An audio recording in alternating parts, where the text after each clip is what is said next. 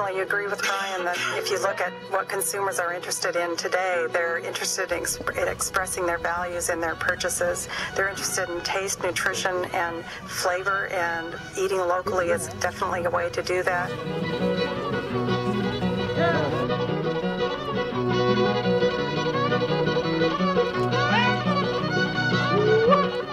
Again, these are all just really good examples of Americans becoming fed up with anonymous food, wanting to know where their food's coming from, who's growing it, what impact it's having on their landscape, and having some direct control over that.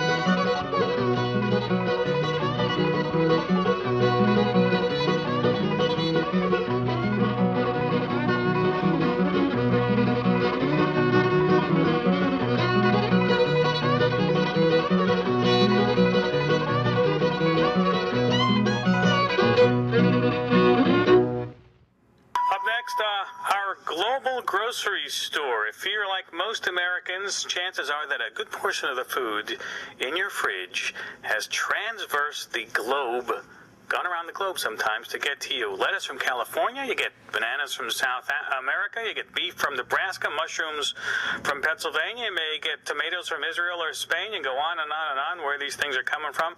By one estimate, an average pound of produce has traveled nearly 1,500 miles to get to your taste buds. Think of all those mileage points you could get if you were a tomato like that. Food is a basic human need. Yet, for most of us in the United States, it is merely an inexpensive commodity that we take for granted. Questions such as how, where, or by whom it is grown are not generally the topic of conversation around the dinner table. Considering the current situation in agriculture, perhaps they should be.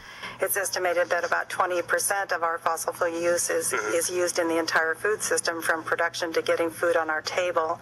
And for every calorie that we consume, about 10 calories of fossil fuel has been used to produce that. Almost every state in the United States buys 85% of its food from someplace else. In Massachusetts, for example, this food import imbalance translates to a $4 billion leak in the state economy on an annual basis. That long-distance meal consumed about 17 times as much energy in transportation as that same meal raised within 50 miles of the university itself. So not only is it gobbling up a tremendous amount of money, but it's actually taking dollars out of the state. When you buy direct from local farmers, your dollars stay within your community and strengthen the local economy. More than 90 cents of every dollar you spend goes to the farmer, thus preserving farming as a livelihood and farmland. Community-supported agriculture, CSA, is a new idea in farming, one that has been gaining momentum since its introduction to the United States from Europe in the mid-1980s. The CSA concept originated in the 1960s in Switzerland and Japan, where consumers interested in safe food and farmers seeking stable markets for their crops joined together in economic partnerships. One example of a CSA is Primrose Community Farm. Founded by Mike Naltner in April of 2005, it has been very successful in producing an abundance of vegetables throughout the entire year. Located in Middleton, Wisconsin, they grow a very diverse selection of over 60 different vegetables on 5 acres of farmland. CSA is people, we pack boxes individually that has an assortment of items in it, and so it is a cooperative model in the sense that they're really kind of taking a stake in the farm. They pay us at the beginning of the season, and then they'll get a box of produce every week, and depending on how well the season is, they'll get, more or less of certain items. Community-supported agriculture represents a viable alternative to the prevailing situation and the long-distance relationship most of us have with the food we eat. So I have a CSA with Mike Noltner, and it's great because, I worked on an organic farm for one summer, so it really gave me an appreciation for all the hard work that goes into growing vegetables.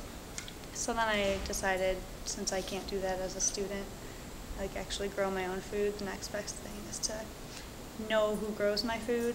So that's why I got a CSA with Mike. And you just pay at the beginning of the season, and you get a fresh box of vegetables every week, and he has the best carrots, and you just can eat fresh vegetables, and you know who's growing them, which is really important, I think, because it's local, and it's awesome.